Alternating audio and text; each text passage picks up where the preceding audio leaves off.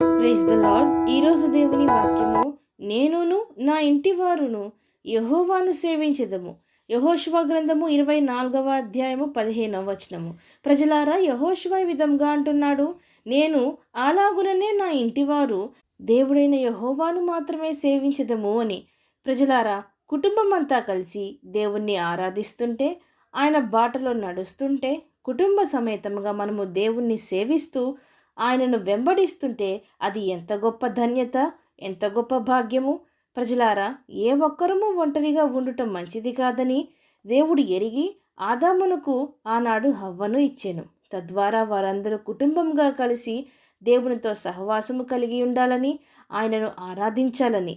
అయితే ప్రజలారా, ఈ లోకంలో దేవుని కృప వలన ఇంటి వారందరూ క్రీస్తును వెంబడించేవారు ఉన్నారు.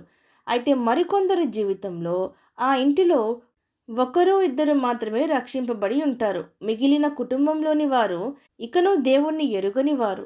అపవాది ఖచ్చితంగా ప్రతి కుటుంబంలో విరోధముగా ఒక వ్యక్తినో లేక కొందరు వ్యక్తులనో పట్టుకొనును. రక్షింపబడిన వారు ఉంటే వారికి విరోధముగా ఆ ఇంటి వారినే ఆయుధములుగా చేసి దేవుని బిడ్డలకు వ్యతిరేకంగా విరోధంగా రేపుతూ ఉంటాడు. అయితే ప్రజలారా, దేవునికి మనందరి పట్ల ఒకటే ప్రేమ కలిగి ఉన్నాడు. రక్షింపబడిన వారమని మనల్ని ప్రేమించి మన ఇంటిలోని వారు రక్షింపబడలేదని వారిని ద్వేషించే దేవుడు కాదు మన ప్రభువు. అయితే రక్షింపబడిన మనము రక్షింపబడని మన ఇంటి వారిని గూర్చి ప్రార్థించి దేవుని కొరకు వారిని సంపాదించే బాధ్యత ఉన్నది.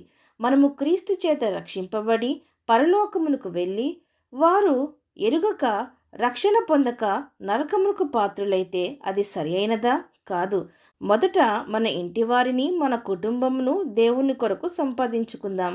అటు తర్వాత మన స్నేహితులను, బంధువులను, ఇతర జనములను క్రీస్తు కొరకు సంపాదిద్దాం. ప్రార్థన చేద్దాం వారు రక్షింపబడాలని. ప్రజలారా, యెహోషువ కూడా అంటున్నాడు, తాను ఒక్కడే కాక తాను కలిగి ఉన్న ఇంటి వారందరూ యెహోవానే సేవించదము అని.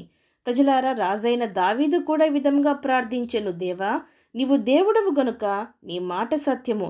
దయచేసి నీ దాసునైన నా కుటుంబము నిత్యము నీ సన్నిధిని ఉండునట్లు దానిని ఆశీర్వదించుము. నీ ఆశీర్వాదము నుండి నా కుటుంబము నిత్యము ఆశీర్వదింపబడుగాక అని.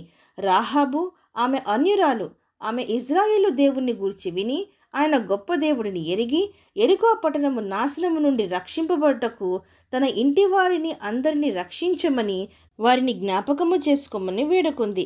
ఆమె ఇంటివారు దేవుని చేత రక్షింపబడెను. అలాగుననే యోబు అతని ఇంటి వారిని దేవుని భయంతో పెంచెను. వారెక్కడ పాపము చేసి దేవునికి దూరమవుదురో అని, దేవుణ్ణి ఎక్కడ దూషించిరో అని అరుణోదయం లేచి వారిని పవిత్రపరిచి వారి నిమిత్తమై దహన బలులు అర్పించుచూ వచ్చెను.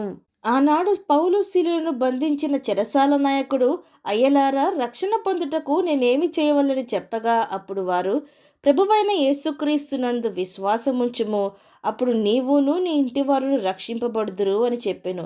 పౌలు శీలులు వారికి వాక్యమును బోధించగా వారు అతని ఇంటివారు విశ్వసించి బాప్తిస్మం పొందిరి. ఈలాగున కుటుంబం అంతా కలిసి దేవుని యందు విశ్వాసముంచి ఆయన బిడ్డలుగా మారుటకు, ఆయనను మహిమపరిచే వారిగా ఉండుటకు మన కుటుంబాలు ఉండునట్లు ప్రార్థిద్దాం. అవును అన్నవారు నాతో పాటు ప్రార్థనలో ఏకీభవించండి. ప్రార్థన.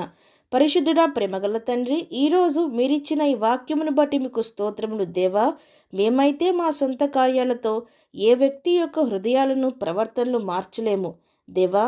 మీకు సమస్తము సాధ్యమే. మీరు మనుషుల హృదయాలు మార్చే దేవుడని, వారి జీవితాలు స్వభావమును మార్చే దేవుడని ఎరిగి ఇంకనూ రక్షింపబడని మా ఇంటి వారిని జ్ఞాపకము చేసుకొని వారి ముయ్యబడిన మనోనేతములు తెరిచి పరిశుద్ధాత్మ ముట్టుదలతో మిమ్మును ఎరుగునట్లుగా, వారు మార్పు పొందినట్లుగా, తద్వారా కుటుంబం అంతా కలిసి మా ప్రభువునే సేవించినట్లుగా మా ప్రతి ఒక్కరి కుటుంబాలకు సహాయము దయచేయమని వేడుకుంటూ సమస్త మహిమాగాంతులు మీకే చెల్లిస్తూ ప్రభువైన యేసుక్రీస్తు నామమున పేరట అడిగి వేడుకొంచున్నాం పరమ తండ్రి. ఆమేన్.